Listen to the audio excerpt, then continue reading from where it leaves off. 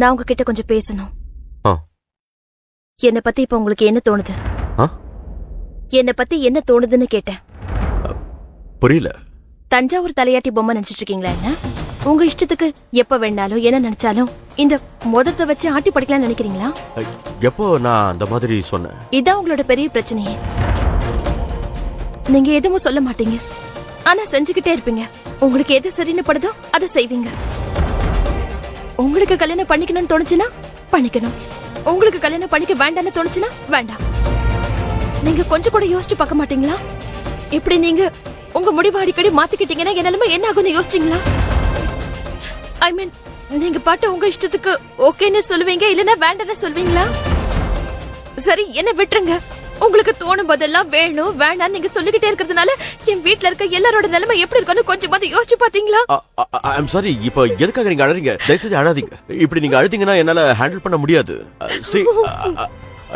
எனக்கு ஆரம்பத்துல இருந்தே ஒரு பிரச்சனை இருக்கு, அது எனக்கே தெரியும். எனக்கு என்னுடைய தங்கச்சியோட சந்தோஷத்தை தவிர வேற எதுவுமே முக்கியம் இல்ல. ஐம் சாரி, இத பத்திலாம் நான் யோசிக்கவே இல்ல. I'm sorry. நான் ஒரு இடியட். I'm stupid.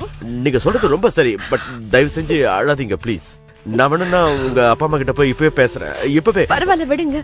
இல்ல ப்ளீஸ். இல்ல, நானே பேசிக்கிறேன். இல்ல அது என் கடமை கூட. சொன்ன கேளுங்க, பரவாயில்ல, நானே சொல்லிக்கிறேன். நானே மேனேஜ் பண்ணிக்குவேன் ஃபேமிலில இருக்கவங்கள. இல்ல நான் சீரியஸா தான் சொல்றேன். லிஃப்ட் வேலை செய்யலன்னா சொல்லுங்க, நான் வேணும்னா படிக்கட்டு ஏறி கூட போய் பேசுறேன். பரவாயில்ல, இட்ஸ் ஓகே. நீங்க என்னோட வீட்டுக்கு இப்ப வரணும்னா சரியா 64 படிகள் இருக்கும். நீங்க முயற்சி பண்ணாம இருக்கிறது தான் நல்லது. அண்ட் ஐம் ஷூர் நீங்க இன்னைக்கு உங்களோட அந்த மாத்திரை எல்லாம் கொண்டு வந்திருக்க மாட்டீங்கல்ல? உங்களுக்கு எப்படி இந்த விஷயம்? ஆனா நான் சமாளிச்சுக்குவேன். No, it's okay. நான் தான் சொல்றேன்ல, இட்ஸ் ஓகே. நானே போய் சொல்லிக்கிறேன். அப்போ நாளைக்கு பார்க்கலாம். பார்க்கலாம்.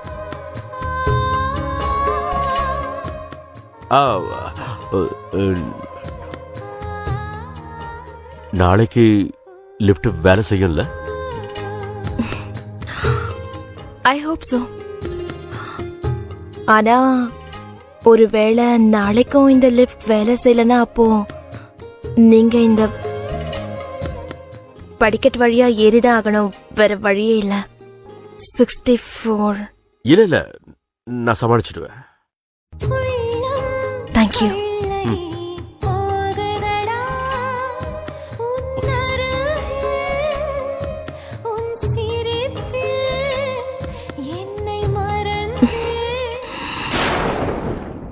ராமும் நீயும் ஒண்ணு சேரணும். அதனால கார்த்திக்கும் நந்திதாவும் சந்திச்சுக்கிட்டாங்க. அவங்களுக்குள்ள காதல் மலர்ந்துச்சு. அதன் மூலமா நீயும் ராமும் கல்யாணம் பண்ணிக்க போறீங்க.